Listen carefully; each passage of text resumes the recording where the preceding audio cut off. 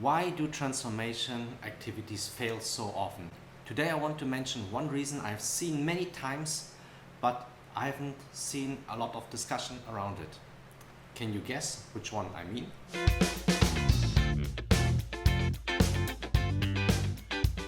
Let's think about a new initiative on a global level.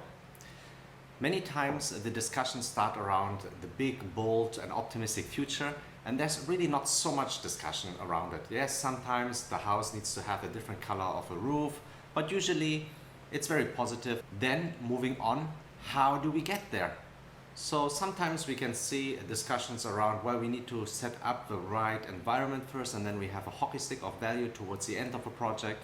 Sometimes we see like an incremental curve because we talk about agile and everything is incremental. Or sometimes you also see like an inflection curve, concave up, concave down, because we talk about some low-hanging fruits, then some realignment, recovery, and then the hockey stick towards the end. However, these discussions subside actually also quite quickly, because some smart person will probably say, hey, let's not get hung about in details. Let's not stop the entire activity before we got started. So let's be happy, we even have already 3 ways to get to our North Star. Yet there is one thing I often don't see immediate being spent on, and this is the acceptance of reality. From where do we actually jump off? This is a kick-off meeting, but where do we jump off from?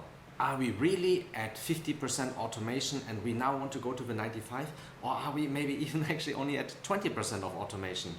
If we want to reduce 30% of our cost, 30% of what?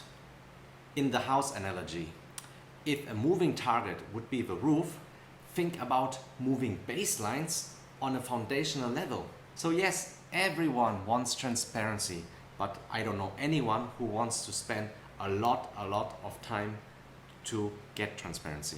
On the other hand, if you get started anyhow, then frustration, missed opportunities, and sometimes even unfair judgment on the progress of a project will happen.